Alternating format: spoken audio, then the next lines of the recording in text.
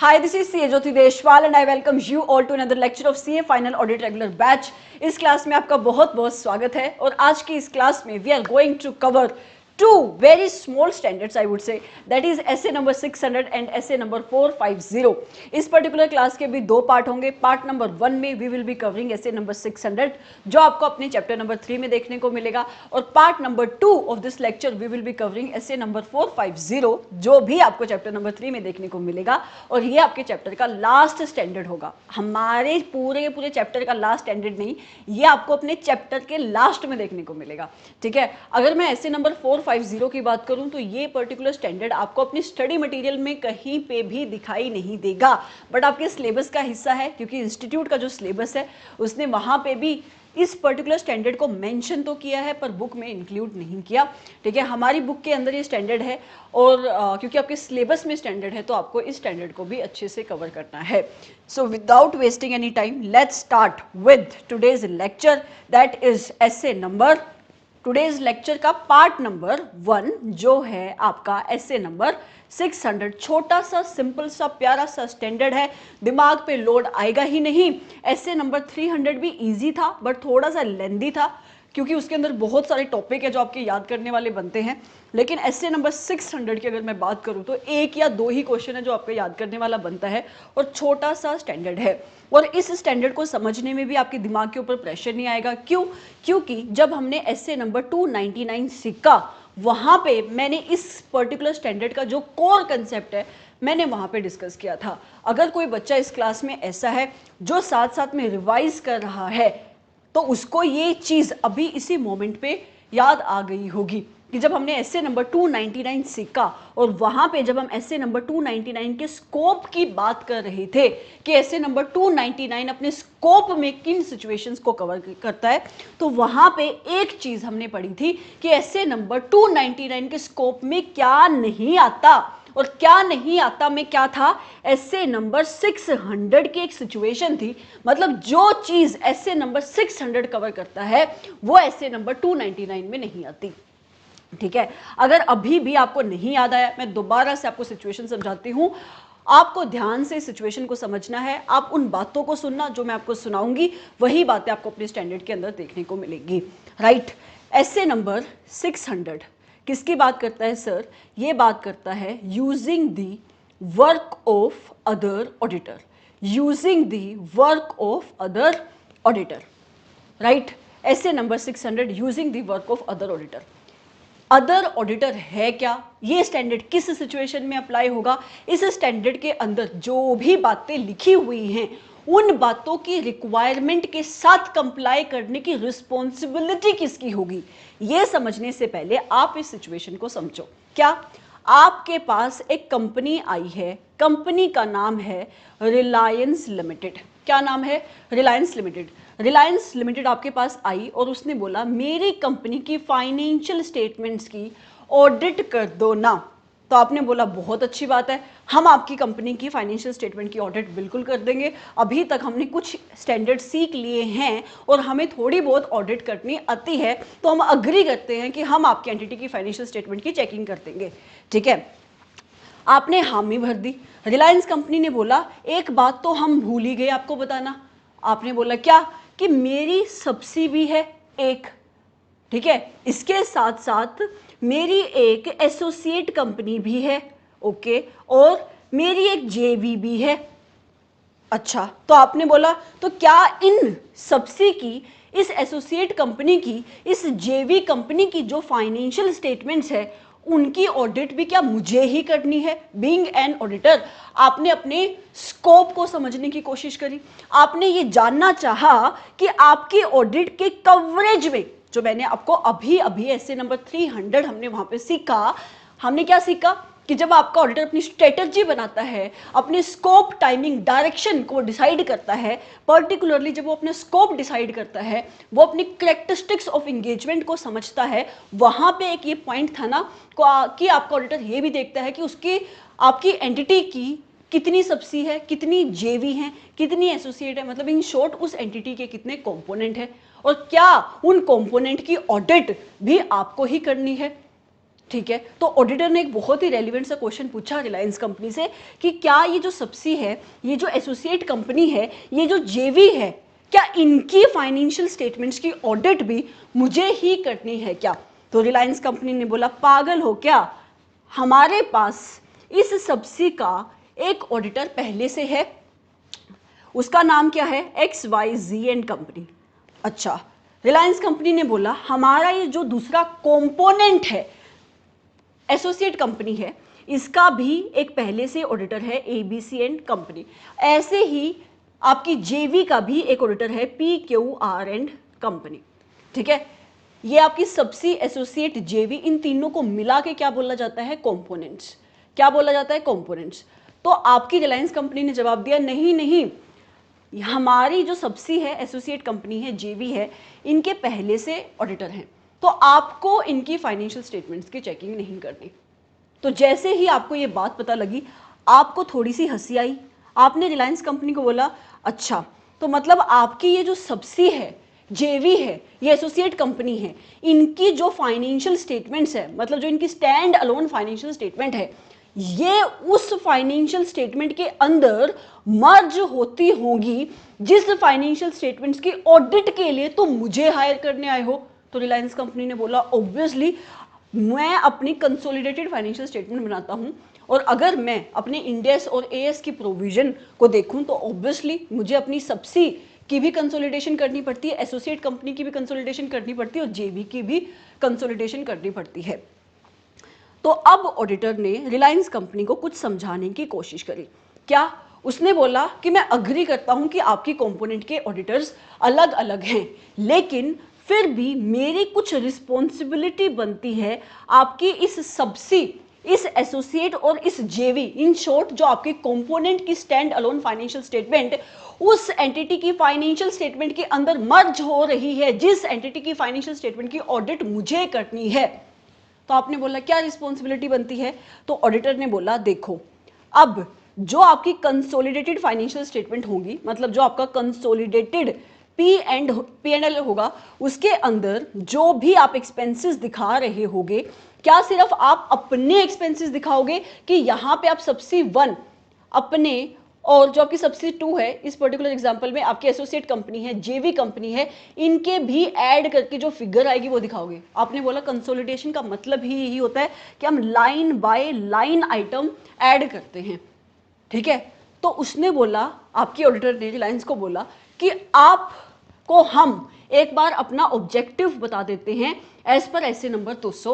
हमारा ऑब्जेक्टिव है कि हमें एक रीजनेबल अश्योरेंस ऑब्टेन करनी है that financial statement as a whole should be free from material misstatement. और ये जो फाइनेंशियल स्टेटमेंट आप मुझे दे रहे हो, ये जो आपका कंसोलिडेटेड P&L है या कंसोलिडेटेड बैलेंस शीट होगी, इस कंसोलिडेटेड फाइनेंशियल स्टेटमेंट्स के अंदर आपके ये जो कंपोनेंट्स हैं, इनकी भी फिगर्स इंक्लूडेड है।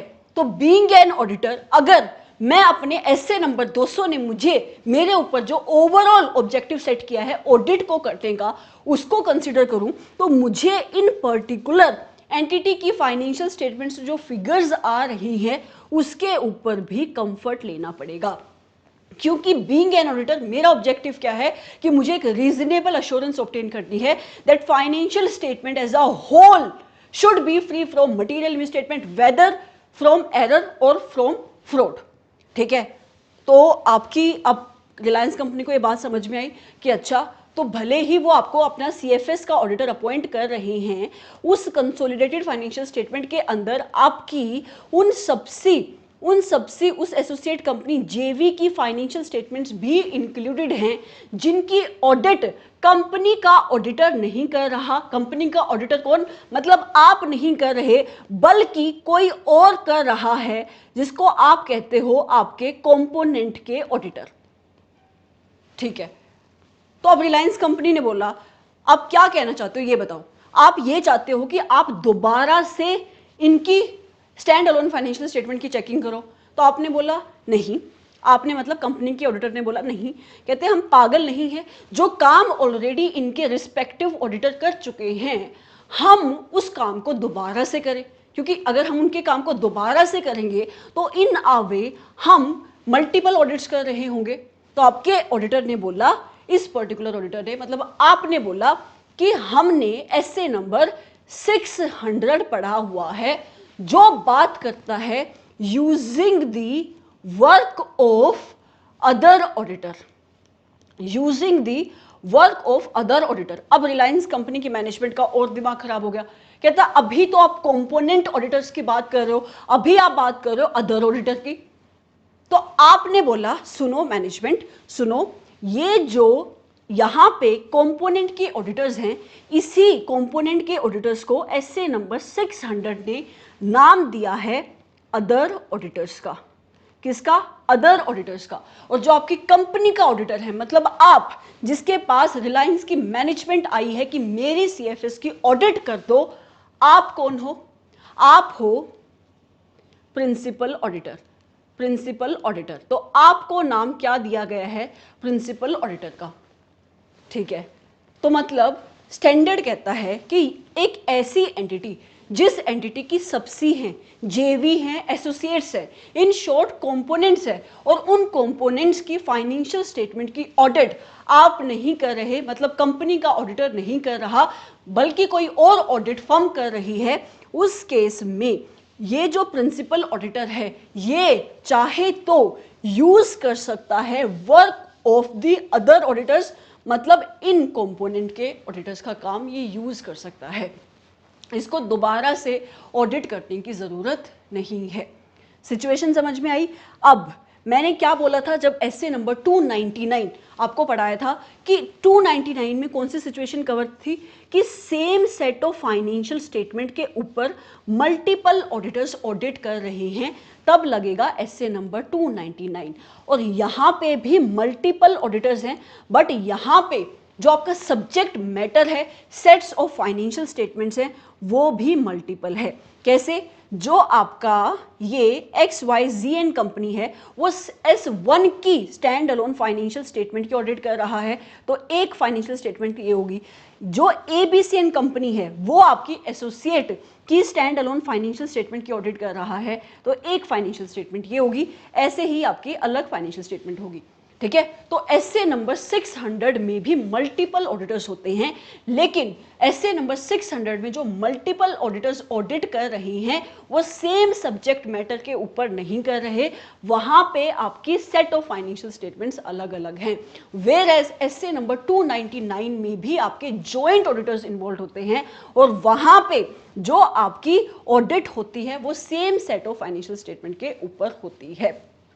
ठीक है जी, अब आपको समझ में आया ये स्टैंडर्ड कब अप्लाई होगा? ये स्टैंडर्ड अप्लाई होगा उस सिचुएशन में जिस सिचुएशन में एंटिटी की आगे क्या है, कोई ब्रांच है, कोई यूनिट्स हैं, आप उसको सब्सी कह सकते हो, उसको जेवी, एसोसिएट, उस पर्टिकुलर सिचुएशन में जहां पे इन ब्रांच की, इन यूनिट्स की, इन सबसे की, जेवी की, एसोसिएट्स की एक नाम दूं इन्हें तो बोला जाएगा कंपोनेंट्स।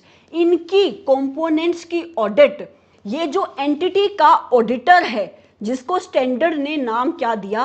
प्रिंसिपल ऑडिटर, ये ना करके कोई और ऑडिटर कर रहा है जिसको कहा गया अदर ऑडिटर। और क्योंकि इन सबसी जेवी एसोसिएट की अल्टीमेटली यहां पे कंसोलिडेशन होती होगी, तो इन पर्टिकुलर एंटिटीज के रिस्पेक्ट में इसको कंफर्ट लेना पड़ेगा, तो इस वजह से ये ऑडिटर मतलब प्रिंसिपल ऑडिटर चाहे तो अदर ऑडिटर के किए हुए काम का यूज कर सकता है। समझ में आया? तो अब ऑडिटर को भी समझ में आ गया कि उसकी रिस्पॉन्सिबिलिटी क्या है, मैनेजमेंट को भी समझ में आ गया कि आपकी ऑडिटर की रिस्पॉन्सिबिलिटी क्या है। अगर मैं एसए नंबर 210 से इसकी रिलेटिविटी करूं तो वहां पे हमने देखा था कि कॉमन अंडरस्टैंडिंग होनी चाहिए टर्म्स को लेकर। आपकी मैनेजमेंट के दिमाग में आपके जो ऑडिटर का अल्टीमेट ऑब्जेक्टिव है वो क्लियर होना चाहिए, और आपके ऑडिटर को भी पता होना चाहिए कि मैनेजमेंट उससे क्या एक्सपेक्ट कर रही है, तो यहाँ पे वो अंडरस्टैंडिंग डेवलप होगी। ठीक है, अब ऑडिटर को जब अपनी रिस्पॉन्सिबिलिटी सीखने की बारी आई तो उसको क्या पढ़ना पड़ेगा? S A number 600। और एसए नंबर 600 कुछ बातें बताता है ऐसे सिचुएशन में जहां पे ये प्रिंसिपल ऑडिटर डिसाइड करता है कि मुझे अदर ऑडिटर के काम को यूज करना है। स्टैंडर्ड कहता है पहली बात क्या कि एक्सेप्टेंस देने से पहले as a principal auditor, as a principal auditor acceptance देने से पहले यू हैव टू एंश्योर, आपको क्या इंश्योर करना पड़ेगा, आपको इंश्योर करना पड़ेगा कि जो आपकी इन्वॉल्वमेंट है being an auditor in the audit वो कम नहीं होनी चाहिए। ये बात स्टैंडर्ड ने बहुत क्लियरली किसको बोल दी, प्रिंसिपल ऑडिटर को बोल दी कि भले ही तुम अदर ऑडिटर के काम को यूज कर लो, लेकिन जो तुम्हारी इन्वॉल्वमेंट है ऑडिट में वो क्या नहीं होनी चाहिए, वो रिड्यूस नहीं होनी चाहिए, वो कम नहीं होनी चाहिए। You should be actively associated with the audit. तुम एक्टिवली और मेजोरली जो मेजर पोर्शन है ऑडिट का वो तुम ही करोगे। क्यों? क्योंकि ऐसे नंबर 200 के हिसाब से ओपिनियन किसको देना है, प्रिंसिपल ऑडिटर को देना है। तो इस स्टैंडर्ड ने बहुत क्लियर कर दिया कि before giving the acceptance as the principal auditor ultimately तुम क्या होनी चाहिए, you should be actively associated with the audit, right. तुम्हारी ऑडिट के अंदर इन्वॉल्वमेंट कम नहीं होनी चाहिए। तो स्टैंडर्ड ने कुछ और बातें भी बोली, उसने बताया ऑडिटर को कि तुम कैसे इंश्योर करोगे that you are actively engaged in the audit. Standard ने बोला सबसे पहले तुम देखना कि कितना मटीरियलिटी है उस पोर्शन की जिस पोर्शन की ऑडिट आपका प्रिंसिपल ऑडिटर कर रहा है। मतलब अगर ये आपका H1 है और ये इसकी S1 है, ये इसकी S2 है और ये इसकी एसोसिएट कंपनी है, तो ये जो इसकी कंसोलिडेटेड फाइनेंशियल स्टेटमेंट या जिस भी पोर्शन की ऑडिट आपका कंपनी का ऑडिटर कर रहा है पूरी की पूरी CFS के कंपैरिजन में उसका कितना पोर्शन वो कंप्राइज करती है, ठीक है। तो फर्स्ट ऑफ ऑल मटीरियलिटी क्या है, कितनी इंपॉर्टेंस है, कितनी सिग्निफिकेंस है उस पोर्शन की जिस पोर्शन की ऑडिट आपका प्रिंसिपल ऑडिटर कर रहा है। दूसरा, आपके ऑडिटर को अंडरस्टैंड करना पड़ेगा कि जो कंपोनेंट है वो कंपोनेंट किस टाइप के बिजनेस में इन्वॉल्व है। भले ही आप किसी और ऑडिटर का काम यूज कर रहे हो बट आपको इतना तो पता होना चाहिए कि कंपोनेंट काम क्या करते हैं, वहां पे रिस्क कितना है गलतियां होने का। उसके साथ साथ जो ऑडिट प्रोसीजर्स परफॉर्म करने के रिक्वायरमेंट ये स्टैंडर्ड आपके प्रिंसिपल ऑडिटर के ऊपर लगाएगा, वो रिक्वायरमेंट भी आपके प्रिंसिपल ऑडिटर को कंप्लाई करनी पड़ेगी, ठीक है। तो कुछ चीजें ये आपके ऑडिटर को मतलब प्रिंसिपल ऑडिटर को ये स्टैंडर्ड बताएगा जो उसको कंप्लाई करना है, जिन ऑडिट प्रोसीजर्स को उसको परफॉर्म करना है जब वो यूज कर रहा होगा work of the audit other auditors. तो एक चीज यहां से और निकल के आई कि जो भी रिक्वायरमेंट्स इस स्टैंडर्ड के अंदर लिखी हुई है उन रिक्वायरमेंट्स का कंप्लायंस किसको इंश्योर करना है, आपके प्रिंसिपल ऑडिटर को इंश्योर करता है। स्टैंडर्ड बताएगा कि प्रिंसिपल ऑडिटर को जब वो यूज करेगा अदर ऑडिटर का काम, उसके किए हुए काम की वो इवैल्यूएशन करेगा, जो भी कंक्लूजन्स आपके अदर ऑडिटर्स को मिली उन कंक्लूजन्स की इवैल्यूएशन करेगा, रिव्यू करेगा उसके काम को, ठीक है। और उसके साथ साथ प्रिंसिपल ऑडिटर की रिस्पॉन्सिबिलिटी है कि वो कोऑर्डिनेशन बनाए आपके अदर ऑडिटर और प्रिंसिपल ऑडिटर के बीच में। सफिशिएंट लाइजन होना चाहिए, सफिशिएंट कम्युनिकेशन होनी चाहिए प्रिंसिपल ऑडिटर और अदर ऑडिटर्स के बीच में, राइट। अगर प्रिंसिपल ऑडिटर को कोई ऐसी इंफॉर्मेशन पता लगती है, कोई ऐसी बात इसको पता लगती है जो in accordance with the professional judgement of principal auditor आपके अदर ऑडिटर को पता होनी चाहिए, तो वो इंफॉर्मेशन भी आपका प्रिंसिपल ऑडिटर अदर ऑडिटर्स को कम्युनिकेट करेगा। ऐसी ऐसी बातें आपको इस स्टैंडर्ड में देखने को मिलेंगी। जो इस इंट्रोडक्शन को बताने का मेन ऑब्जेक्टिव है वो ये है कि आपको सिचुएशन समझ में आए कि किस सिचुएशन में ये पर्टिकुलर स्टैंडर्ड अप्लाई होगा। ओके, ये पर्टिकुलर स्टैंडर्ड भी एक सब्जेक्टिव स्टैंडर्ड है। ये स्टैंडर्ड तब ही अप्लाई होगा जब आपके ऑडिटर को ऐसी एंटिटी की ऑडिट करने के लिए अपॉइंट किया जा रहा है जिस एंटिटी की ब्रांच है, सब्सी है, जेवी है, आपकी एसोसिएट कंपनी है, यूनिट्स है। उस केस में जहां पे आपका प्रिंसिपल ऑडिटर डिसाइड कर रहा है कि मैं यूज करूंगा the work of other auditor, उस केस में उसकी रिपोर्टिंग रिस्पॉन्सिबिलिटी क्या होगी, उसको कौन कौन से ऑडिट प्रोसीजर्स परफॉर्म करने हैं, उसको अपनी डॉक्यूमेंटेशन कैसे करनी है, ये सारी चीजें आपका स्टैंडर्ड बताएगा, ठीक है। इंट्रोडक्शन समझ में आई। अभी मैं आपको बिना किसी भी टाइम वेस्ट करे आपको लेकर जा रही हूं चार्ट्स के ऊपर। ये चार्ट्स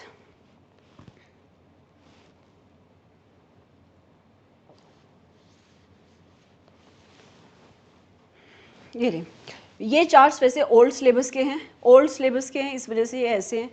ओल्ड सिलेबस में भी ये स्टैंडर्ड था, न्यू सिलेबस में भी ये स्टैंडर्ड है। ओके तो यहाँ से मटेरियल पढ़ेंगे और आपकी मेन बुक में जाके आपको मैं कंपैरिजन करवाऊंगी, वहाँ से हम दोबारा से पढ़ेंगे, ये स्टैंडर्ड आपके दिमाग में बैठ जाएगा। इनफैक्ट जो भी अभी मैंने इंट्रोडक्शन में चीज़ें बताई हैं वो अपने आप में एक स्टैंडर्ड है। ये स्टैंडर्ड का जो क्रक्स है वो वही बातें जो मैंने वहाँ पे इंट्रोडक्शन में कवर करी। Okay so now I am starting with essay number 600। ऐसे नंबर क्या है? 600 है। ऐसे का नाम क्या है? Using the work of another auditor. सही वर्ड क्या होगा यहाँ पे? Using the work of other auditor. Okay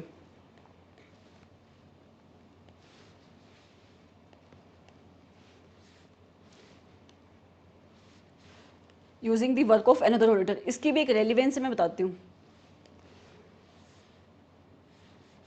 thank God. Okay definition, सबसे पहले आपको क्या पता होना चाहिए? प्रिंसिपल ऑडिटर कौन है? अभी मैंने बताया, जो मैंने बताया वही बात यहाँ पे लिखी होगी कि प्रिंसिपल ऑडिटर कौन है। Principal auditor is the auditor of the financial information of that entity that includes the financial information of other component that is audited by another auditors. ठीक है, तो प्रिंसिपल ऑडिटर आपकी उस एंटिटी की financial information का auditor है जिस entity की फाइनेंशियल इंफॉर्मेशन या फाइनेंशियल स्टेटमेंट्स के अंदर बाकी और एंटिटी की फाइनेंशियल इंफॉर्मेशन भी इंक्लूडेड है, जिन एंटिटीज की फाइनेंशियल स्टेटमेंट्स की ऑडिट आपका प्रिंसिपल ऑडिटर नहीं कर रहा, कंपनी का ऑडिटर नहीं कर रहा, बल्कि कोई और कर रहा है, जिसे क्या कहते हैं? Other auditors. ओके उसके बाद अदर ऑडिटर कौन होगा? Any other auditor other than the principal auditor, मतलब प्रिंसिपल ऑडिटर के अलावा जो भी ऑडिटर स्टैंडर्ड में लिखा जाएगा वो अदर ऑडिटर है। राइट कंपोनेंट का मतलब क्या? कोई आपकी डिवीजन हो सकती है, कोई ब्रांच हो सकती है, सब्सी हो सकती है, आपकी जेवी हो सकती है, एसोसिएट कंपनी हो सकती है, या एनी अदर एंटिटी, लेकिन ऐसी एंटिटी जिसकी फाइनेंशियल इंफॉर्मेशन किसकी फाइनेंशियल इंफॉर्मेशन के अंदर मिली हुई है? रिपोर्टिंग एंटिटी की फाइनेंशियल स्टेटमेंट के अंदर मिली हुई है। मतलब रिपोर्टिंग एंटिटी मतलब जिस एंटिटी की फाइनेंशियल स्टेटमेंट की ऑडिट करने के लिए किसको अपॉइंट किया गया है? प्रिंसिपल ऑडिटर को अपॉइंट किया गया है। ओके जी, फिर आता है आपके एसे का स्कोप क्या है? तो this essay establish the standard to be applied when an auditor is to be appointed by the entity to do the audit that has one or more component। सबसे पहला कहता है कि ये स्टैंडर्ड उस सिचुएशन में अप्लाई होगा जिस सिचुएशन में आप की एंटिटी एक ऐसी एंटिटी ऑडिटर को अपॉइंट कर रही है जिस एंटिटी के एक से ज़्यादा कंपोनेंट है। ये चीज़ याद करने वाली नहीं है, रीड करने वाली चीज़ है। दूसरी, ये स्टैंडर्ड ऑडिटर की रिस्पॉन्सिबिलिटी को फिक्स करता है। कौन से ऑडिटर की रिस्पॉन्सिबिलिटी को? प्रिंसिपल ऑडिटर की रिस्पॉन्सिबिलिटी को फिक्स करता है। कब? While using the work of other auditor. जब आपका प्रिंसिपल ऑडिटर आपके अदर ऑडिटर के किए हुए काम को यूज करेगा, आपके कंपोनेंट्स के ऑडिटर के काम को यूज करेगा, उस सिचुएशन में उसकी रिस्पॉन्सिबिलिटी क्या क्या है, उसको कैसे कैसे कौन कौन से ऑडिट प्रोसीजर्स परफॉर्म करने हैं, ये रिस्पॉन्सिबिलिटी एसए नंबर 600 फिक्स करता है। उसके बाद यहाँ पे भी एक बात लिखी है जो एसए नंबर 299 के स्कोप में लिखी थी। क्या? कि इस स्टैंडर्ड की जो रिक्वायरमेंट है, इस स्टैंडर्ड का जो स्कोप है, ये जो स्टैंडर्ड है, it does not deal with auditors responsibility.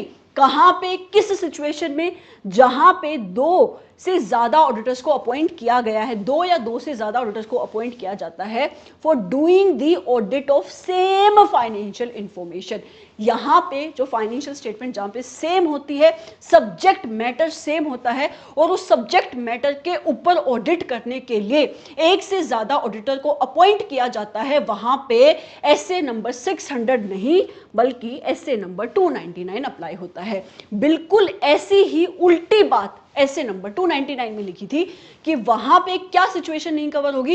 S A number 600 की सिचुएशन उसके स्कोप में नहीं आएगी। और एसए नंबर 600 ने भी बोला कि जो सिचुएशन एसए नंबर 299 के स्कोप में आती है वो सिचुएशन यहाँ पे कवर्ड नहीं होगी। अगर मैं यही चीजें आपको आपके स्टैंडर्ड से पढ़ाऊं तो स्टैंडर्ड आपके ऑडिटर का स्कोप क्या बता रहा है?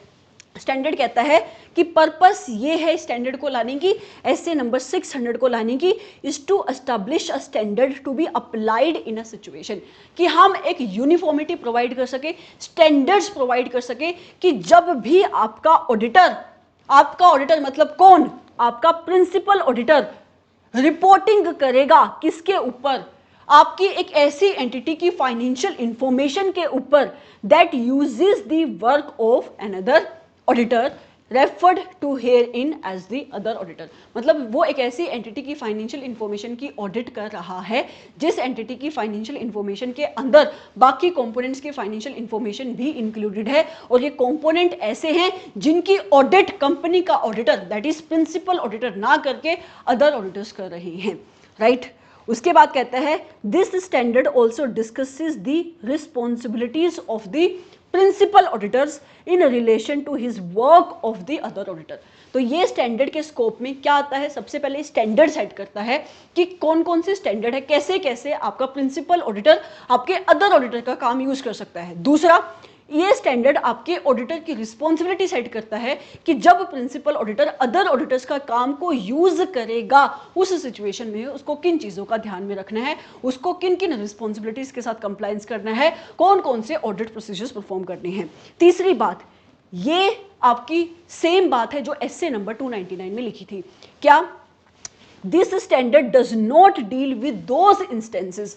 ये स्टैंडर्ड उन सिचुएशन को कवर नहीं करता वेयर जहां पर 2 और more auditors are appointed as joint auditors, जहां पर same set of financial information की ऑडिट करने के लिए 2 या उससे ज्यादा ऑडिटर्स अपॉइंट करे जाते हैं, क्योंकि वहां पे क्या लगेगा, एसए नंबर 299 लगेगा। सिंपल वर्ड्स में बोलूं, S A number 299 is out of the scope of S A number 600, और सेम सिचुएशन आपके एसए नंबर 299 में लिखी थी कि एसए नंबर 299 के स्कोप से क्या बाहर है, वो सिचुएशन जो एसए नंबर 600 के ऊपर 600 के अंदर कवर है।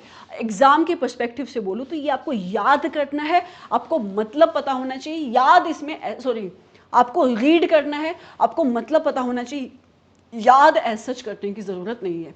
ओके बस आपको इतना पता होना चाहिए कि एसए नंबर 600 क्या कह रहा है। एसए नंबर 600 उसका नाम, इट टॉक्स अबाउट और it fixes the responsibility of, किसकी responsibility, of an auditor, bracket में आप लिखोगे principal auditor, of an entity that has one और मोर component या component whose financial informations are being audited by other auditors। बस इतनी सी line आपको याद होनी चाहिए इस पूरे पैराग्राफ में से, क्योंकि जब भी आपका एसए नंबर 600 का क्वेश्चन आएगा आपको इतनी ही लाइन से उस क्वेश्चन की ओपनिंग करनी है।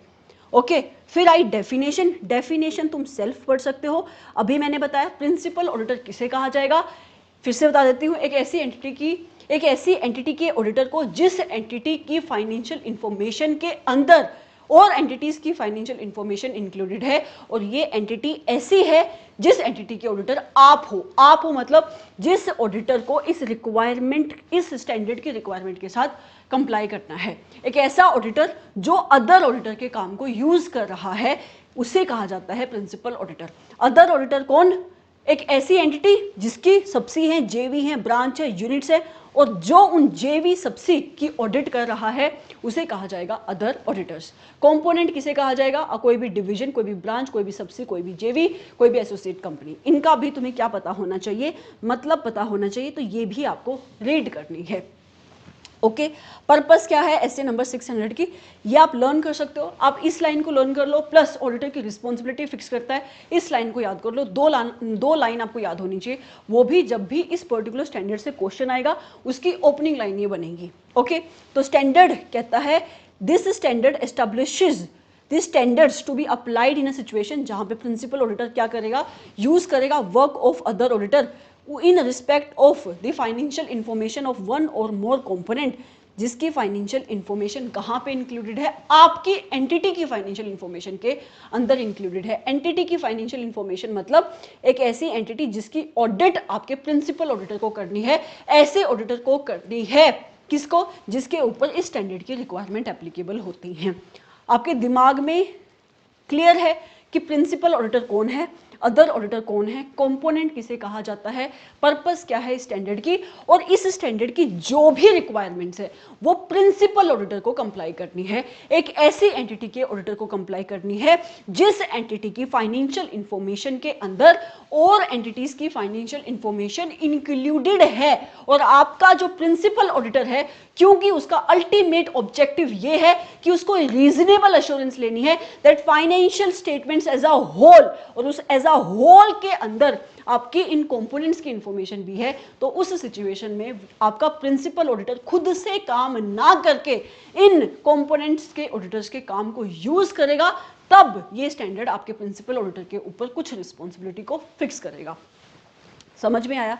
अब पहली रिस्पॉन्सिबिलिटी, वापस से यहां पे आ जाओ, मैंने आपको क्या बोला, बिगिनिंग में ही बताया that before giving the acceptance as the principal auditor, standard ने पहली बात बोली कि ये हामी भरने से पहले कि हाँ मैं यूज करूंगा अदर ऑडिटर का काम, आपके ऑडिटर को इंश्योर करना है, कंसिडर करना है क्या, कि हिज ओन पार्टिसिपेशन, हिज मतलब आपके प्रिंसिपल ऑडिटर की पार्टिसिपेशन सफिशिएंट होनी चाहिए to act as the principal auditor, मतलब he should be actively associated with the audit, actively engaged in the audit, right. कैसे कंसिडर करेगा कि वो एक्टिवली एसोसिएटेड है ऑडिट के साथ, वो सफिशिएंटली पार्टिसिपेट कर रहा है ऑडिट में, क्योंकि ऐसा नहीं होना चाहिए कि भले ही आप अदर ऑडिटर्स का काम कर रहे हो, आपकी रिस्पॉन्सिबिलिटी आप भूल जाओ, ठीक है। कैसे इंश्योर करेगा, सबसे पहले स्टैंडर्ड कहता है आपका ऑडिटर कंसीडर करेगा materiality of the portion of the financial statement that is audited by the principal auditor, कि आपकी जो टोटल कंसोलिडेटेड फाइनेंशियल इंफॉर्मेशन है उसका कितना पोर्शन आपका प्रिंसिपल ऑडिटर ऑडिट कर रहा है, वो पोर्शन जो आपका प्रिंसिपल ऑडिटर ऑडिट कर रहा है उसकी मटीरियलिटी क्या है, मतलब वो एक सिग्निफिकेंट पोर्शन होना चाहिए।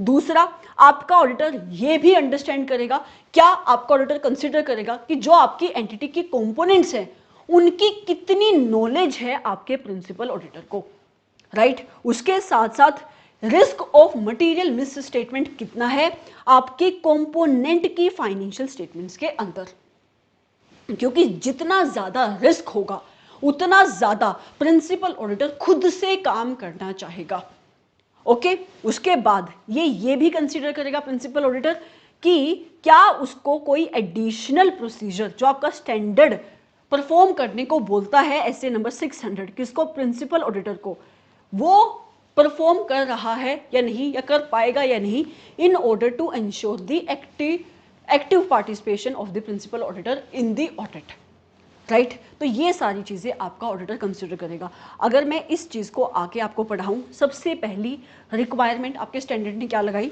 कि आपका जो ऑडिटर है, द ऑडिटर मतलब the principal auditor should consider, उसको कंसिडर करना पड़ेगा क्या, whether auditors own participation is sufficient to be able to act as the principal auditor, ठीक है। मतलब before giving the acceptance as the principal auditor, auditor should consider the followings, ये चीजें उसको कंसिडर करनी पड़ेगी। ये लाइन जो आपके पास बुक आई है उसमें मैंने चेंज कर दी है, ऐसे लिखी हुई है that before giving the acceptance आपके प्रिंसिपल ऑडिटर को इन चीज़ों को कंसिडर करना पड़ेगा, और ये चीज़ें आपके 4 पॉइंट आपको याद होनी चाहिए, यू हैव टू लर्न, ठीक है। कौन सी, नंबर 1 मटीरियलिटी क्या है उस पोर्शन की जिस पोर्शन की ऑडिट कौन कर रहा है, आपका प्रिंसिपल ऑडिटर कर रहा है। दूसरा, प्रिंसिपल ऑडिटर की नॉलेज कितनी है, डिग्री ऑफ नॉलेज क्या है आपके प्रिंसिपल ऑडिटर की regarding the business of its component. तीसरा, risk of material misstatement कितना है, आपकी जो कंपोनेंट की फाइनेंशियल स्टेटमेंट्स हैं उनके अंदर कितना risk of material miss statement है। जितना ज्यादा रिस्क होगा उतना ज्यादा काम आपका प्रिंसिपल ऑडिटर खुद से करना चाहेगा। Fourth, performance of additional procedure, आपका ऑडिटर कंसीडर करेगा कि क्या जो आपके प्रोसीजर एसए नंबर 600 सेट कर रहा है रिगार्डिंग द कंपोनेंट्स जिसकी ऑडिट किसी और ऑडिटर ने करी है, क्या वो ऑडिट प्रोसीजर्स ऐसे हैं जिनको परफॉर्म करने के बाद आपका ऑडिटर इंश्योर करेगा that he is actively participated in the audit. तो ये 4 चीजें आपका प्रिंसिपल ऑडिटर कंसीडर करेगा बिफोर गिविंग द एक्सेप्टेंस। तो ये पहला कंसेप्ट है जो आपको लर्न करना है एक आपको पर्पस पता होनी चाहिए, एक ये पता होनी चाहिए, बाकी सारी आपको अंडरस्टैंडिंग होनी चाहिए। Moving forward, auditor, audit procedures और प्रिंसिपल ऑडिटर। अब वो कौन कौन से ऑडिट प्रोसीजर्स हैं जो आपके प्रिंसिपल ऑडिटर को परफॉर्म करने हैं एज पर एसए नंबर 600। पहली बात, स्टैंडर्ड कहता है विजिट कर लो कंपोनेंट को। क्या? विजिट कर लो, क्योंकि देखो तुम ऐसे ही काम को यूज नहीं करोगे। अगर तुम अदर ऑडिटर का काम यूज भी कर रहा है आपका प्रिंसिपल ऑडिटर, तो भी उसको कुछ चीजों के ऊपर भरोसा होना चाहिए। क्या? कि अदर ऑडिटर्स ने सही वे से काम किया है, सही वे से काम की प्लानिंग करी है, परफॉर्मेंस करी है, स्टैंडर्ड्स के हिसाब से काम किया है। जो प्रिंसिपल ऑडिटर है वो आपके इंस्टीट्यूट का मेंबर है, अगर मेंबर नहीं है उस केस में फिर आपके इस पर्टिकुलर प्रिंसिपल ऑडिटर को उसकी कैपेबिलिटी देखनी पड़ेगी, राइट? तो ये स्टैंडर्ड कहता है कि तुम कौन कौन से ऑडिट प्रोसीजर्स परफॉर्म कर सकते हो। सबसे पहला, तुम विजिट कर सकते हो कंपोनेंट को। सबसे पहली बात स्टैंडर्ड ने क्या बोली, नॉर्मली तो ऐसा होगा कि principal auditor can rely on the work of other auditor, कि जरूरी नहीं कि हर सिचुएशन में अपना बस्ता उठाओ और चले जाओ कंपोनेंट की साइड पे, राइट? लेकिन कई बार एक्सेप्शनल सर्कमस्टांसेस ऐसे होंगे जहां पे प्रिंसिपल ऑडिटर में visit the component for obtaining the information. कैसे? फॉर एग्जांपल, मेरी कोई सब्सी है, ठीक है, बीइंग द प्रिंसिपल ऑडिटर मैं सोच रहा हूं कि मैं उस सब्सी का जो ऑडिटर है उसके काम को यूज करूंगा। ओके, अब मैंने सोच तो लिया उसके काम को यूज करूंगा। जब मैं ऑडिट कर रहा था मुझे उस सब्सी के बारे में न्यूज में कोई नेगेटिव इंफॉर्मेशन पता लगी। अब वैसे तो मैं रिलाई कर रहा था आपके कंपोनेंट के काम पे, लेकिन ये अब एक्सेप्शनल सर्कमस्टांसेस है। क्यों? क्योंकि अगर उसके बारे में कोई नेगेटिव इंफॉर्मेशन बाहर आ रही है, मान लो मनी लॉन्ड्रिंग में इन्वॉल्व है, तो इसका मतलब वहां पे मतलब कंपोनेंट की फाइनेंशियल स्टेटमेंट के अंदर risk of material miss statement बढ़ गया है, रिस्क बढ़ गया है। तो अब क्योंकि आपके जो ये प्रिंसिपल ऑडिटर है इसको एक्टिवली इंगेज होना पड़ेगा, तो ये विजिट कर सकता है किसको? कंपोनेंट को। तो पहला पॉइंट क्या लिखा है कि नॉर्मली तो principal auditor will rely on the work of other auditor, लेकिन एक्सेप्शनल सर्कमस्टांसेस पे वो कंपोनेंट को विजिट भी कर सकता है। उसके बाद कहता है आपके ऑडिटर को ये भी देखना पड़ेगा कि जिस अदर ऑडिटर का काम वो यूज करना चाह रहा है उसकी कंपिटेंस क्या है, कितनी उसको नॉलेज है। लेकिन स्टैंडर्ड ने बोला तुम्हें ये कंपिटेंस ऑफ अदर ऑडिटर्स तब ही देखनी है, तब ही इवेल्युएट करनी है प्रिंसिपल ऑडिटर, जब वो अदर ऑडिटर इंस्टीट्यूट का मेंबर नहीं है। क्योंकि अगर वो इंस्टीट्यूट का मेंबर है तो वो तुम्हारा ही भाई हो गया, तुम्हारे ही स्टैंडर्ड उसने पढ़े हैं। तो स्टैंडर्ड कहता है कि आपके ऑडिटर को आपके प्रिंसिपल ऑडिटर को अदर ऑडिटर की कंपिटेंस, उसकी नॉलेज को तभी इवेलुएट करना है, तभी चेक करना है when he is not the member of the ICI, right? उसके बाद स्टैंडर्ड ने बोला कि ऑडिटर तुम्हें कुछ और ऑडिट प्रोसीजर्स भी परफॉर्म करने पड़ेंगे in order to obtain sufficient and appropriate audit evidences. कौन कौन सी? तो सबसे पहले बोला तुम ना एडवाइस करना अदर ऑडिटर को, तुम बताना कंपोनेंट के ऑडिटर्स को क्या कि तुम उसके काम का क्या यूज कर रहे हो, उसकी जो उसने रिपोर्ट बनाई है उसका तुम क्या यूज करोगे, ठीक है? दूसरा, make sufficient efforts for the coordination at the planning stage. यही चीज अगर तुमने प्लानिंग वाले पॉइंट याद होंगे, एसए नंबर 300 वहां पे भी आई थी। आपके प्रिंसिपल ऑडिटर की रिस्पॉन्सिबिलिटी है कि प्लानिंग के टाइम पे ही इस बात को इंश्योर करे कि प्रिंसिपल ऑडिटर और आपके अदर ऑडिटर के बीच में सफिशिएंट कोऑर्डिनेशन होनी चाहिए। इसके साथ साथ अगर कोई रीसेंट डेवलपमेंट हुई है किसी अकाउंटिंग स्टैंडर्ड्स में, किसी ऑडिटिंग स्टैंडर्ड्स में, और आपके प्रिंसिपल ऑडिटर को लगता है कि अदर ऑडिटर को इस डेवलपमेंट के बारे में पता होना चाहिए, तो ये स्टैंडर्ड कहता है आपका auditor will advise the other auditor about such accounting और ऑडिटिंग रिक्वायरमेंट, एंड वो उससे एक रिप्रेजेंटेशन भी मांग लेगा कि आपके अदर ऑडिटर ने इस पर्टिकुलर रिक्वायरमेंट का कंप्लायंस किया है। एग्जाम्पल देती हूँ। फॉर एग्जाम्पल, ऐसे number 115 talks about revenue recognition. अगर उसमें कोई चेंजेस आए हैं तो आपका ऑडिटर एडवाइस कर सकता है अदर ऑडिटर को कि जो आपकी कंपोनेंट है उसकी फाइनेंशियल स्टेटमेंट में तुम चेक करो कि कैसे उन्होंने रेवेन्यू रिकॉग्नाइज किया है। अल्टीमेटली दोनों आपकी सब्सिडी की और आपकी जो होल्डिंग कंपनी है उनकी जो पॉलिसी होनी चाहिए वो सेम होनी चाहिए, राइट?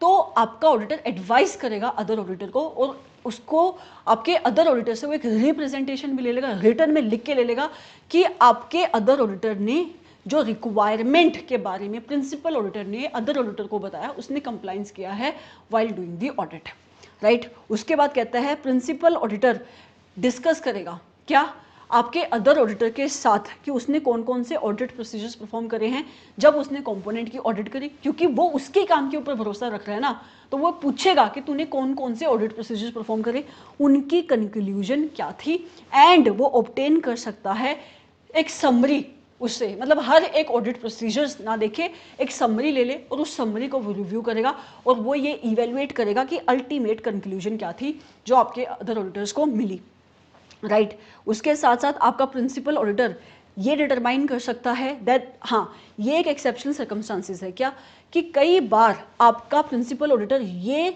डिटरमाइन करता है कि he is not required to perform the audit procedures, क्योंकि as the audit procedures performed by other auditors are giving the sufficient and appropriate audit evidences, या फिर जो अदर ऑडिटर है, जिस भी फर्म का वो ऑडिटर है, उसके क्वालिटी कंट्रोल पॉलिसीज बहुत अच्छी हैं, जिस वजह से आपका ऑडिटर चाहे तो sufficient and appropriate audit evidences ना कलेक्ट करे in relation to the work that is performed by other auditors, right.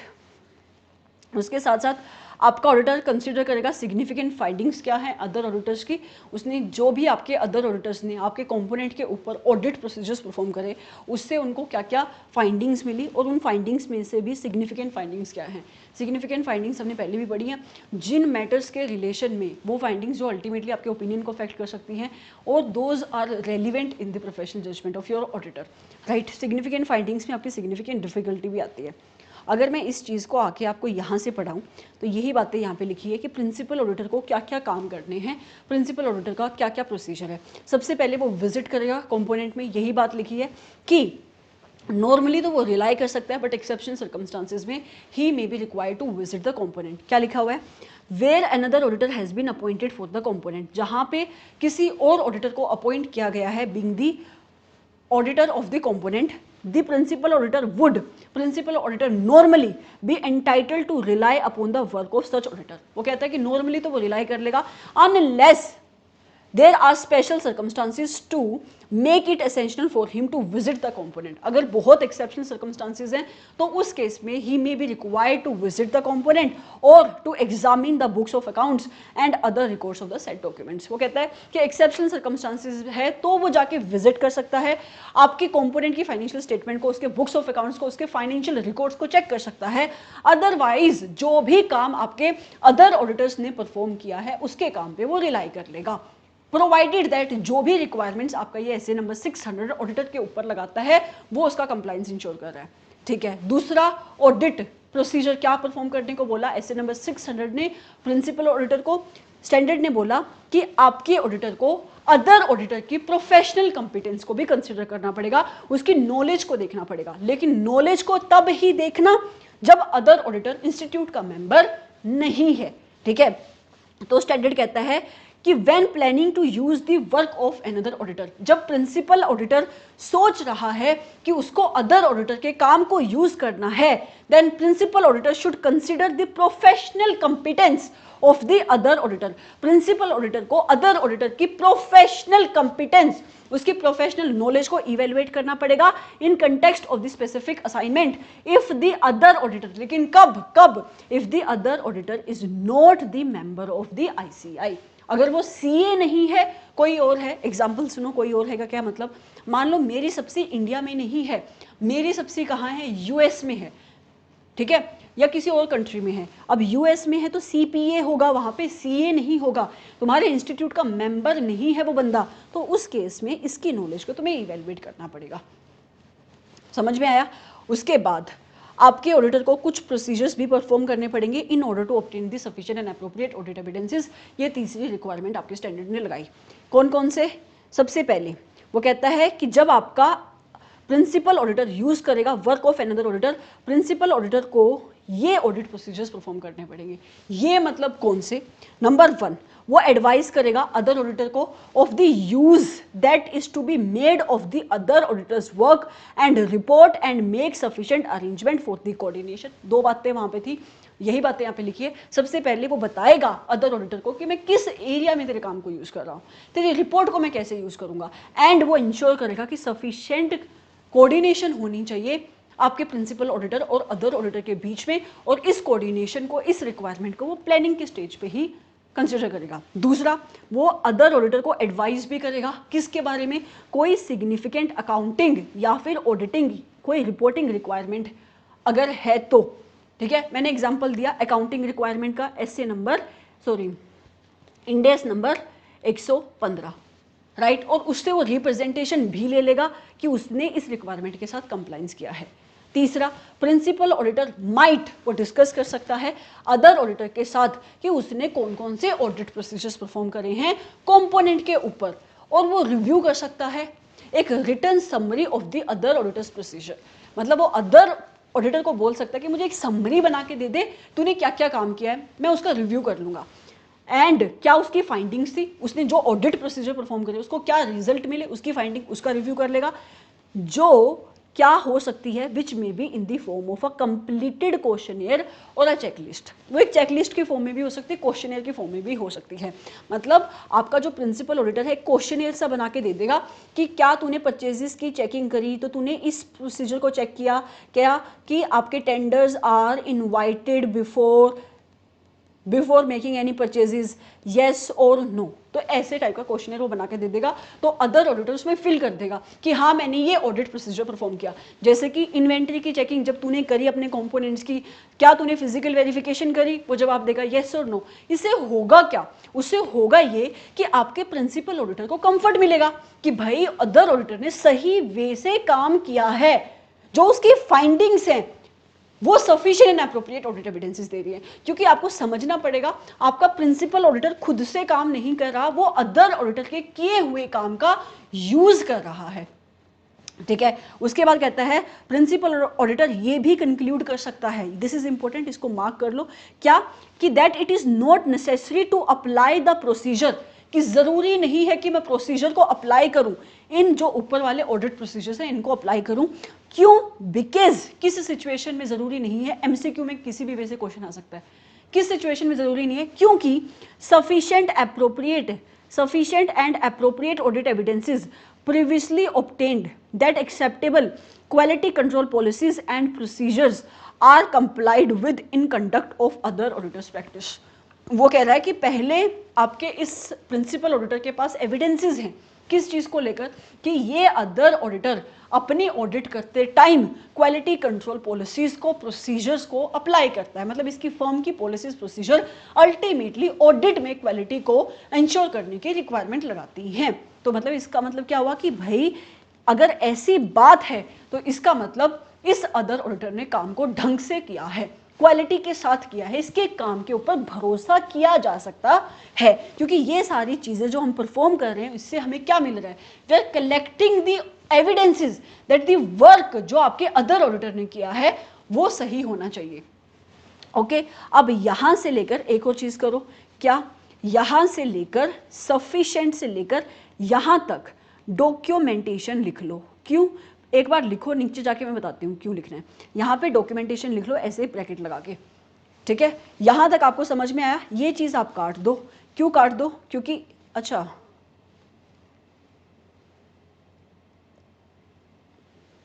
नहीं मत काटो, नहीं हाँ काट दो काट दो। क्यों, क्योंकि यहाँ पे लिखा हुआ है ना चेकलिस्ट वाला पॉइंट ऊपर आ गया, इस वजह से रिपीट हुआ है, तो यहाँ पे काट सकते हो। ओके, इसके बाद हमने क्या पढ़ा कि आपका प्रिंसिपल ऑडिटर आपकी अदर ऑडिटर्स के सिग्निफिकेंट फाइंडिंग्स को भी कंसीडर करेगा।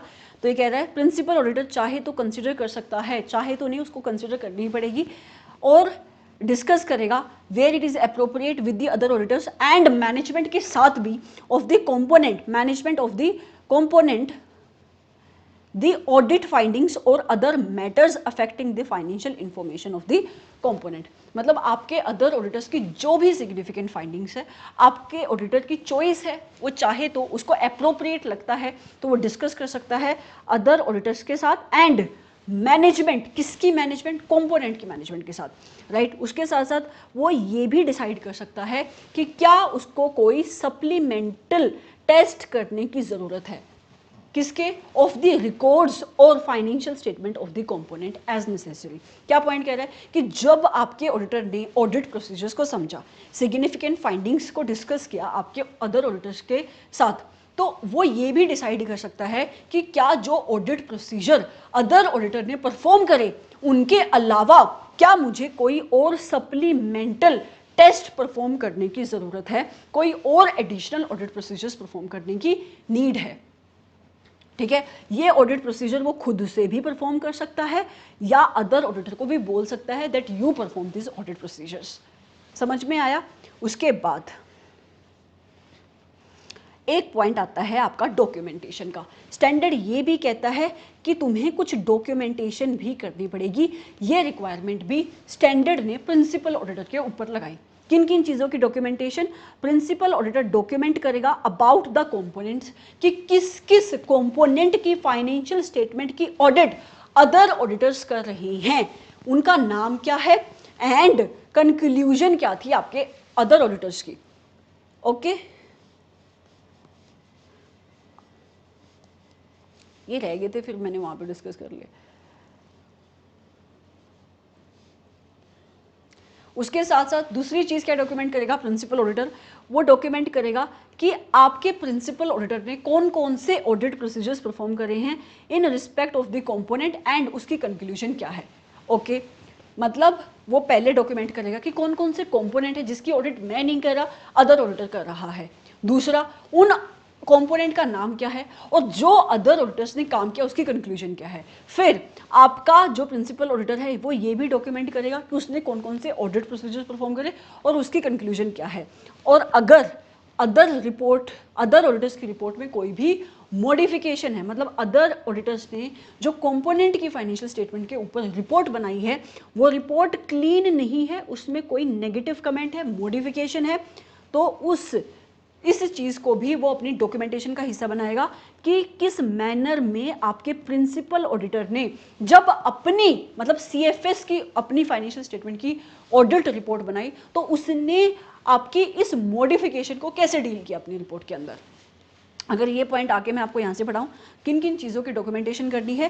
Principal auditor should document in his working paper, अपने वर्किंग पेपर में डॉक्यूमेंट करेगा क्या, कंपोनेंट कौन कौन से हैं जिसकी financial information was audited by other auditors, right. उसके साथ साथ उसकी सिग्निफिकेंस क्या है फाइनेंशियल इंफॉर्मेशन की आपकी एंटिटी एज अ होल के लिए, ठीक है, मतलब कितना मटीरियल पोर्शन है जिसकी ऑडिट तुम नहीं कर रहे, कोई और कंपोनेंट का ऑडिटर कर रहा है। नेम्स क्या है उन अदर ऑडिटर्स के और उन कंपोनेंट के, और अदर ऑडिटर्स की कंक्लूजन क्या है जो reached that individual components are not material. अच्छा, वो कह रहा है कि उसकी कंक्लूजन क्या है और अदर टाइप्स ऑफ कंक्लूजन्स जो मटीरियल नहीं है। Okay, which are not material का मतलब जो इतनी इंपॉर्टेंट नहीं है, जो कंक्लूजन आपके अदर ऑडिटर्स जिस कंक्लूजन पे आपके बाकी के ऑडिटर्स पहुंचे। उसके बाद प्रिंसिपल ऑडिटर ये भी डॉक्यूमेंट करेगा कि कौन कौन से प्रोसीजर्स उसने परफॉर्म करे, क्या उसकी कंक्लूजन थी। For example auditor would document कि रिजल्ट, हमने ऊपर देखा ना कि एक ऑडिट प्रोसीजर वो क्या परफॉर्म कर सकता है कि वो डिस्कशन कर सकता है कि आपके अदर ऑडिटर की सिग्निफिकेंट फाइंडिंग्स क्या है उसके साथ और मैनेजमेंट के साथ, तो उस सिग्निफिकेंट फाइंडिंग्स का क्या रिजल्ट है ये भी आपका ऑडिटर डिस्कस करेगा कि ये भी आपका ऑडिटर डॉक्यूमेंट करेगा कि आपके प्रिंसिपल ऑडिटर ने कौन कौन से ऑडिट प्रोसीजर परफॉर्म करे। फॉर एग्जांपल जो उसने डिस्कशन करी आपकी मैनेजमेंट और अदर ऑडिटर के साथ, उसका रिजल्ट क्या था। एंड कहता है कि हाउएवर द प्रिंसिपल, हाँ ये पॉइंट आप प्लीज मार्क कर लो, इसको आप स्टार मार्क कर लो। क्यों, आप करो एक बार, बहुत इंपॉर्टेंट पॉइंट है। क्या, However, the principal auditor need not to document the reasons. उसको reasons document करने की ज़रूरत नहीं है। कौन से reasons बताने की ज़रूरत नहीं है, किस चीज़ के रिलेशन में उसको अपने reasons document करने की ज़रूरत नहीं है। For limiting the, अभी limiting the के बाद कोई चीज़ मिसिंग है यहाँ पे गलती से। क्या, जो मैंने ऊपर यहाँ पे आपको मार्क करवाई थी एक लाइन जहाँ पे मैंने बोला था डॉक्यूमेंटेशन लिख लो, वो लाइन यहाँ पे आनी चाहिए, ये वाली, ठीक है। अच्छी बात है मिसिंग है क्योंकि अच्छा पॉइंट है वरना आप भूल जाते। अब आप इसको अपने हाथ से लिखोगे तो ये पॉइंट आपको याद होगा। क्या बात कर रहा है, ये कह रहा है, ये पॉइंट क्या था कि आपका ऑडिटर कई बार कंक्लूड कर सकता है कि उसको ऑडिट प्रोसीजर परफॉर्म नहीं करने। क्यों? जब आपके प्रिंसिपल ऑडिटर के पास sufficient and appropriate audit evidences है कि जो आपका अदर ऑडिटर है उसने क्वालिटी के साथ काम किया है, right.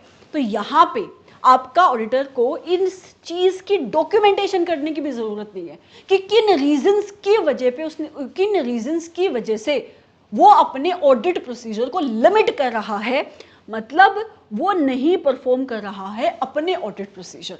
So he is not required to give the reasons which are because of which he is limiting to, एक मिनट क्या लाइन लिखी है,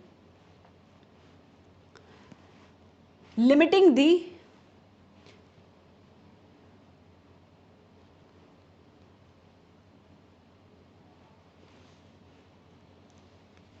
limiting to से करो, limiting to apply the audit procedures because sufficient and appropriate audit evidence is previously obtained that is acceptable quality control policies and procedures are complied with। तो यहाँ से आप लिखो कि मतलब उसको बताने की ज़रूरत नहीं है कि क्यों अपने ऑडिट प्रोसीजर को लिमिट कर रहा है, इसकी भी डॉक्यूमेंटेशन उसको करने की नीड नहीं है। ओके, ये अच्छा पॉइंट है, इस पर एमसीक्यू पे क्वेश्चन आ सकते हैं।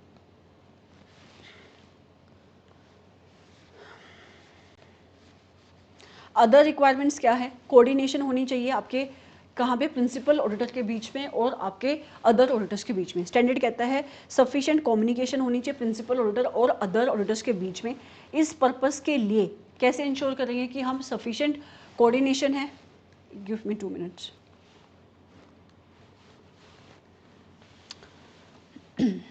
दोबारा से करते हैं शुरू, ठीक है। तो ये पॉइंट, ओके क्लास बंद हो गई थी बीच में यार। क्या था कि coordination between the auditors. SA number 600 requirement लगाता है principal auditor and as well as other auditor के बीच में कि there should be sufficient communication coordination between principal auditor and other auditor. इसका मतलब ये कि अगर प्रिंसिपल ऑडिटर को लगता है कि कोई ऐसा सिग्निफिकेंट मैटर है जो प्रिंसिपल ऑडिटर के अकॉर्डिंग अदर ऑडिटर को पता होना चाहिए, तो इतनी कम्युनिकेशन होनी चाहिए आपके प्रिंसिपल ऑडिटर और आपके अदर ऑडिटर के बीच में कि वो बिना किसी झिझक के उस मैटर को कम्युनिकेट कर सके अदर ऑडिटर्स को, और अदर ऑडिटर भी सामने से एक रिस्पॉन्स दे। या फिर अदर ऑडिटर को लगता है कि कोई ऐसे मैटर है which needs to be dealt at the entity level, तो आपका अदर ऑडिटर भी उन मैटर्स को प्रिंसिपल ऑडिटर को कम्युनिकेट कर सके, ठीक है। तो स्टैंडर्ड कहता है कि सफिशिएंट कम्युनिकेशन होनी चाहिए प्रिंसिपल ऑडिटर और अदर ऑडिटर के बीच में। सफिशिएंट कोऑर्डिनेशन, सफिशिएंट कम्युनिकेशन को मेंटेन करने के लिए, इस पर्पस के लिए प्रिंसिपल ऑडिटर चाहे तो एक रिटन कम्युनिकेशन इशू कर सकता है अदर ऑडिटर को भी, और अदर ऑडिटर भी इंश्योर करेगा कि प्रिंसिपल ऑडिटर के साथ वो कोऑर्डिनेट करे।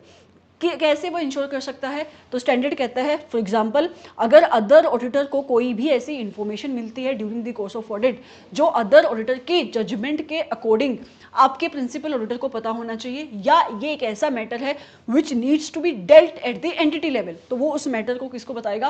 प्रिंसिपल ऑडिटर को बताएगा। इसके साथ साथ वो इंश्योर करेगा कि जो भी टाइम टेबल है ऑडिट करने का आपकी कंपोनेंट का, आपका अदर ऑडिटर उस टाइम टेबल के साथ कंप्लायंस करे, अधर करे और टाइम पे आपके कंपोनेंट की ऑडिट को खत्म करे। उसके साथ साथ अदर ऑडिटर इंश्योर करेगा कि जो भी लॉ या रेगुलेशन की रिक्वायरमेंट एप्लीकेबल हो रही है आपका अदर ऑडिटर उन रिक्वायरमेंट के साथ कंप्लाई कर रहा है। एंड प्रिंसिपल ऑडिटर एडवाइस कर सकता है, ये अलग मैटर्स है, ये 3 ही मैटर यहाँ पे आएंगे। उसके बाद वो कह रहे हैं कि इन स्पेशल सर्कमस्टांसिस ऐसा हो सकता है principal auditor require the auditor to fill the questionnaire and principal auditor advice कर सकता है आपके अदर ऑडिटर्स को इन द मैटर्स जो अकॉर्डिंग टू प्रिंसिपल ऑडिटर इतने सिग्निफिकेंट नेचर के हैं कि आपके अदर ऑडिटर को पता होनी चाहिए। ऐसा ही एक सिमिलर पॉइंट हमने पढ़ा था जहाँ पे 115 इंडेस 115 की रिक्वायरमेंट थी जो आपके प्रिंसिपल ऑडिटर ने अदर ऑडिटर को कम्युनिकेट की थी, ठीक है। तो अगर यही पॉइंट आके हम यहाँ से पढ़ें तो क्या कहते हैं पॉइंट? ये पॉइंट कहता है कि there should be the sufficient liaison होना चाहिए किसके बीच में? आपके principal auditor and other auditor के बीच में। इस पर्पस के लिए प्रिंसिपल ऑडिटर को ऐसा नेसेसरी लगता है तो वो एक रिटन कम्युनिकेशन इशू कर सकता है अदर ऑडिटर को। इसके साथ साथ अदर ऑडिटर इंश्योर करेगा कि वो कोऑर्डिनेट कर रहा है प्रिंसिपल ऑडिटर के साथ कुछ मैटर्स को लेकर। किन मैटर्स को लेकर? For example by bringing to the principal auditors immediate attention, कैसे मैटर को वो प्रिंसिपल ऑडिटर को इमीडिएटली बताएगा। कोई भी सिग्निफिकेंट फाइंडिंग्स है जो आपके अदर ऑडिटर को लगता है कि it needs to be dealt at the entity level, right. उसके साथ साथ आपका अदर ऑडिटर इंश्योर करेगा coordination by adhering to the time table, by complying to the time table for completion of the audit of the component, कि वो time पे अपने component के ऑडिट को खत्म कर रहा है। एंड इंश्योरिंग कि जो भी रेलिवेंट स्टैच्यू की रिक्वायरमेंट एप्लीकेबल हो रही है, अदर ऑडिटर उसका कंप्लाइंस कर रहा है।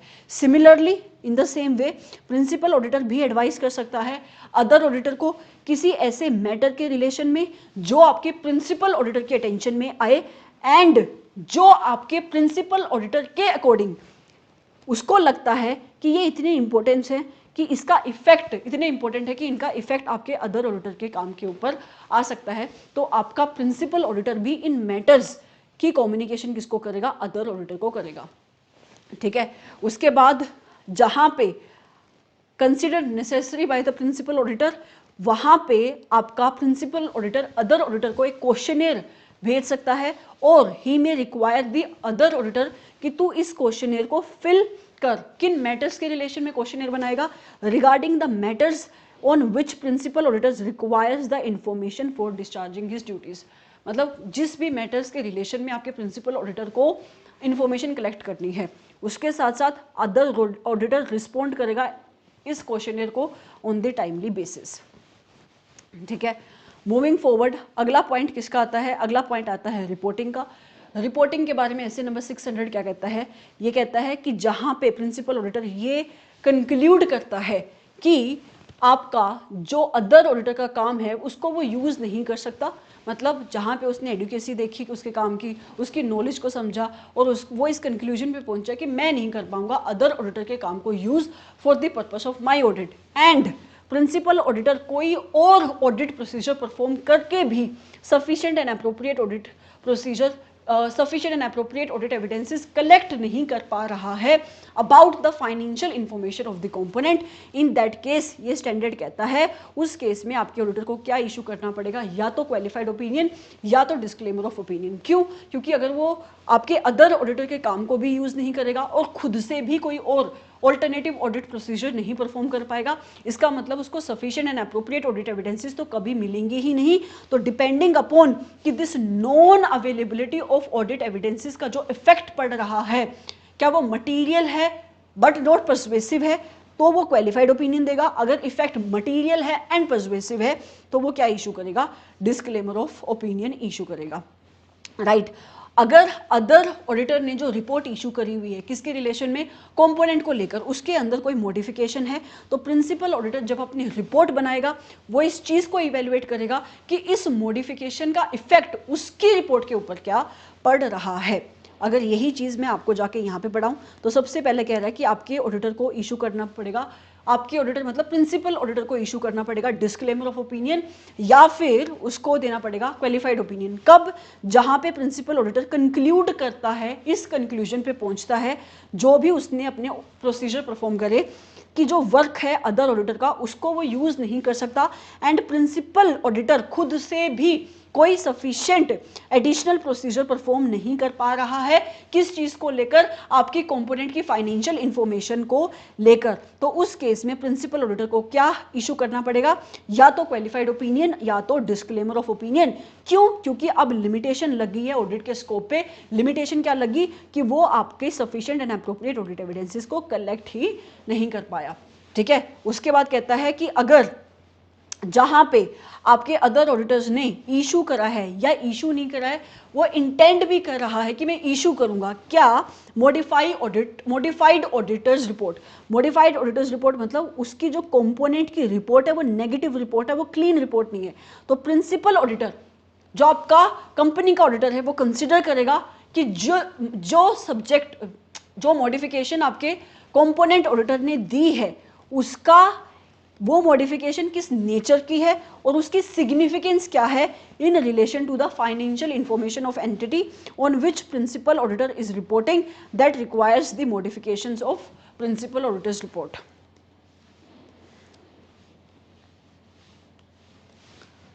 ये इंपॉर्टेंट है, बता देती हूँ क्या है रिपोर्टिंग रिक्वायरमेंट। दो बातें हुई यहाँ पे, क्या? सबसे पहले आपके प्रिंसिपल ऑडिटर ने कंक्लूड किया, वो इस कंक्लूजन पे पहुंचा।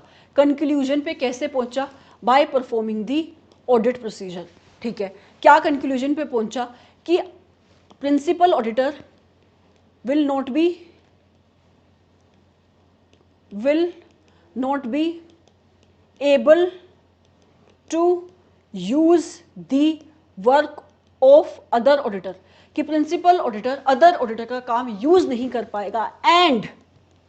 एंड इसके साथ साथ principal auditor is not able to perform the additional alternative audit procedure भी वो नहीं परफॉर्म कर सकता। मतलब इस पर्टिकुलर सिचुएशन के अलावा अगर वो अदर ऑडिटर का काम यूज नहीं कर रहा है, वो खुद से भी कोई और ऑडिट प्रोसीजर परफॉर्म नहीं कर सकता। किसके रिलेशन में? About the financial information of component. उस केस में उसको क्या देना पड़ेगा? या तो क्वालिफाइड ओपिनियन या तो डिस्क्लेमर ऑफ ओपिनियन। क्वालिफाइड कब देगा? जब ये नॉन अवेलेबिलिटी ऑफ इंफॉर्मेशन का इफेक्ट मटीरियल है बट परसुएसिव नहीं है। बट अगर इफेक्ट मटीरियल भी है, परसुएसिव भी है, तो ओपिनियन कौन सा जाएगा? डिस्क्लेमर ऑफ ओपिनियन जाएगा। ठीक है, दूसरी सिचुएशन रिपोर्टिंग में क्या आई? दूसरी सिचुएशन रिपोर्टिंग में ये आई कि ये जो आपका अदर ऑडिटर है ना, अच्छा, इस अदर ऑडिटर ने जो अपने कंपोनेंट की रिपोर्ट बनाई है, ऑडिट रिपोर्ट बनाई है, उसके अंदर इसने मॉडिफिकेशन दी है, ये रिपोर्ट क्लीन नहीं है। राइट, तो ये जो आपका प्रिंसिपल ऑडिटर है जिसको सीएफएस की ऑडिट करनी है, जब ये इस सीएफएस की ऑडिट की रिपोर्ट बनाएगा ना, इस रिपोर्ट को जब वो कंसीडर करेगा तो वो इस मॉडिफिकेशन को समझेगा। क्या? कि इस मॉडिफिकेशन का नेचर क्या है, किस टाइप की मॉडिफिकेशन है, सिग्निफिकेंस क्या है, कितनी इंपॉर्टेंट ये मॉडिफिकेशन है, इफेक्ट क्या पड़ रहा है, और ये कंसिडर करेगा कि इस मॉडिफिकेशन का जो इफेक्ट है वो इसकी ऑडिट रिपोर्ट के ऊपर क्या पड़ रहा है। ये चीज़ें आपके प्रिंसिपल ऑडिटर को देखनी है और यही चीज़ें वहाँ पे लिखी हैं। समझ में आया?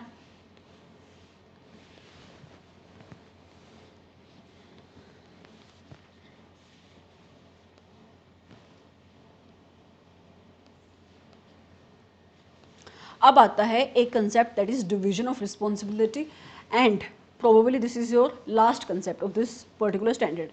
क्या कह रही है? प्रिंसिपल ऑडिटर रिस्पॉन्सिबल नहीं होगा आपके अदर ऑडिटर के काम के लिए। यहाँ पे तू तेरा और मैं मेरा का कंसेप्ट फॉलो होता है। भले ही प्रिंसिपल ऑडिटर अदर ऑडिटर के काम को यूज कर रहा है, पर जो काम अदर ऑडिटर ने किया उस काम की रिस्पॉन्सिबिलिटी अदर ऑडिटर की है। ऐसे नंबर 600 ने ये बात क्लियर कर दी।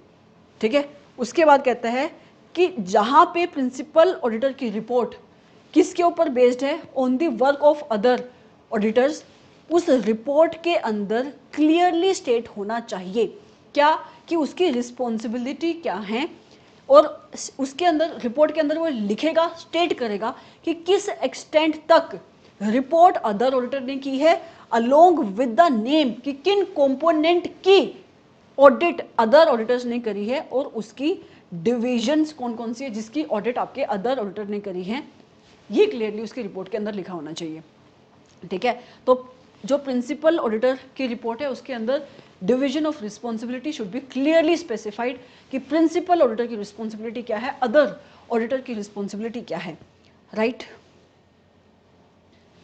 और ये बात आपको आ गई समझ में कि प्रिंसिपल ऑडिटर जो काम आपके अदर ऑडिटर का यूज कर रहा है उस काम को लेकर आपके प्रिंसिपल ऑडिटर की कोई रिस्पॉन्सिबिलिटी नहीं है, अनलेस उसको कोई सस्पिशन अराइज हुई है in the mind of principal auditor. Suspicion arise हुई है मतलब अगर उसको कोई डाउट आया है, उस केस में उसने कोई काम किया है, तो उस केस में उसकी रिस्पॉन्सिबिलिटी बनती है। क्यों बनती है? क्योंकि अल्टीमेट रिस्पॉन्सिबिलिटी ओपिनियन देने की आपके प्रिंसिपल ऑडिटर की है, और हमने बिगिनिंग में ही देखा था कि वो रिलाई करता है आपके अदर ऑडिटर के काम पे।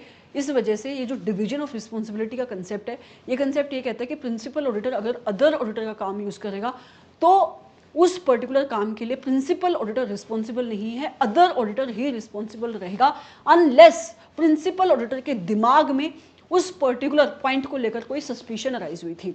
उसके साथ साथ प्रिंसिपल ऑडिटर जब अपनी रिपोर्ट बनाएगा, अपनी रिपोर्ट के अंदर वो डिवीजन ऑफ रिस्पॉन्सिबिलिटी को स्पेसिफाई करेगा कि बीइंग अ प्रिंसिपल ऑडिटर मेरी रिस्पॉन्सिबिलिटी क्या है, राइट। उसके साथ साथ कितने ऐसे कंपोनेंट है जिसकी ऑडिट मैंने नहीं, कंपोनेंट की ऑडिटर ने करी है।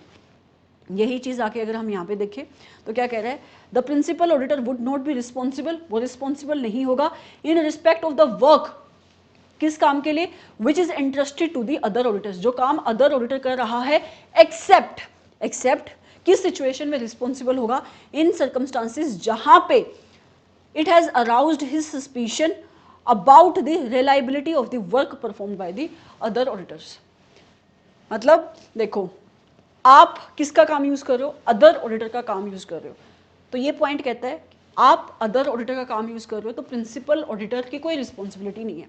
लेकिन जब आप काम को इवेल्युएट कर रहे थे, उसके ऑडिट प्रोसीजर को समझ रहे थे, जो आपने करना है ये काम है ना, उस टाइम पे अगर प्रिंसिपल ऑडिटर के दिमाग में आपके अदर ऑडिटर के काम को लेकर कोई डाउट आया था कि हो सकता है कि जो काम आपके अदर ऑडिटर ने परफॉर्म किया है वो रिलायबल नहीं है, वो ऐसा काम नहीं है जिसके ऊपर भरोसा किया जा सके, तो तुम्हारी रिस्पॉन्सिबिलिटी आ जाएगी। क्यों? क्योंकि तुम्हारे दिमाग में अगर डाउट आया था तो तुमने उसके ऊपर और एडिशनल ऑडिट प्रोसीजर्स क्यों नहीं परफॉर्म करे। ओके, अगला पॉइंट कहता है जहां पर व्हेन द प्रिंसिपल ऑडिटर अपने ओपिनियन को बेस्ड करता है of the entity as a whole, relying upon the statements and reports of other auditors, मतलब कि वो अदर ऑडिटर के काम को यूज करता है, उस केस में उसकी रिपोर्ट शुड क्लियरली स्टेट, उसकी रिपोर्ट के अंदर एक डिवीजन ऑफ रिस्पॉन्सिबिलिटी का पैरा होगा जहां पे क्लियरली लिखा होगा क्या, the extent to which the financial information of component is audited by other auditors, कि ये जो पर्टिकुलर मेरी पूरी की पूरी फाइनेंशियल स्टेटमेंट है, इसके अंदर कितनी आपकी कंपोनेंट की फाइनेंशियल स्टेटमेंट की ऑडिट आपके कंपोनेंट के ऑडिटर ने करी है, मतलब कितनी नंबर ऑफ डिविजन्स की ऑडिट आपके कंपोनेंट के ऑडिटर ने करी है, कितनी ब्रांचेस, कितनी सब्सिडरीज की ऑडिट आपके अदर ऑडिटर्स ने करी है। तो डिवीजन ऑफ रिस्पॉन्सिबिलिटी का वहाँ पे एक पैराग्राफ होगा and this was your standard. ठीक है, सिंपल सा छोटा सा ही स्टैंडर्ड था। अगर मैं इसके पॉइंट्स को समराइज कराऊं, एसे नंबर 600 किसके बारे में बात करता है, ऑडिटर्स की responsibility in relation to using the work of other auditor. किस सिचुएशन में ये अप्लाई होता है, जब ऐसी एंटिटी की ऑडिट आपका ऑडिटर कर रहा है जिस एंटिटी के कंपोनेंट्स हैं, मतलब जिस एंटिटी की सबसी है, जेवी है, एसोसिएट्स है, और इन सबसी, जेवी, एसोसिएट्स का ऑडिटर आपकी कंपनी का ऑडिटर नहीं है, प्रिंसिपल ऑडिटर नहीं है, बल्कि कोई और ऑडिटर है जिसको स्टैंडर्ड ने क्या नाम दिया, अदर ऑडिटर्स। और ये जो आपकी कंपनी का ऑडिटर है, मतलब जो प्रिंसिपल ऑडिटर है, वो यूज करना चाह रहा है the work of other auditor. अगर ऐसी सिचुएशन है तो ये standard, that is essay number 600, आपके प्रिंसिपल ऑडिटर की रिस्पॉन्सिबिलिटी को फिक्स करता है कि उसको कौन कौन से काम को परफॉर्म करना पड़ेगा, कौन कौन से ऑडिट प्रोसीजर्स परफॉर्म करने पड़ेंगे। सबसे पहली बात स्टैंडर्ड ने क्या बोली कि भले ही आप अदर ऑडिटर्स के काम को यूज करोगे, लेकिन before giving the acceptance as the principal auditor, आपको क्या इंश्योर करना है कि बीइंग द प्रिंसिपल ऑडिटर आपकी ऑडिट के अंदर खुद की पार्टिसिपेशन कम नहीं होनी चाहिए। You should be sufficiently participated in the audit. ठीक है, उसके बाद हमने कुछ और चीजें देखी, क्या कि कौन कौन से ऑडिट प्रोसीजर्स आपका प्रिंसिपल ऑडिटर परफॉर्म करेगा। नंबर 1 वाज द कि वो विजिट कर सकता है कंपोनेंट को। नॉर्मली तो वो विजिट नहीं करता, बट एक्सेप्शनल सर्कमस्टांसेस हैं तो वो विजिट कर सकता है। उसके साथ साथ उसको इवेल्युएट करना पड़ेगा competence of the other auditors की सिचुएशन में जब आपका अदर ऑडिटर इंस्टीट्यूट का मेंबर नहीं है, एंड कुछ एडिशनल ऑडिट प्रोसीजर्स वो परफॉर्म करेगा in order to obtain the sufficient and appropriate audit evidences. Right, फिर हमने देखा कि आपके प्रिंसिपल ऑडिटर और अदर ऑडिटर्स के बीच में क्या होनी चाहिए, सफिशिएंट कोऑर्डिनेशन होनी चाहिए। आपका जो प्रिंसिपल ऑडिटर है, अगर उसको लगता है कि कोई ऐसा मैटर है जो उसकी प्रोफेशनल जजमेंट के अकॉर्डिंग अदर ऑडिटर को पता होना चाहिए, तो वो उस मैटर की कम्युनिकेशन अदर ऑडिटर को करेगा।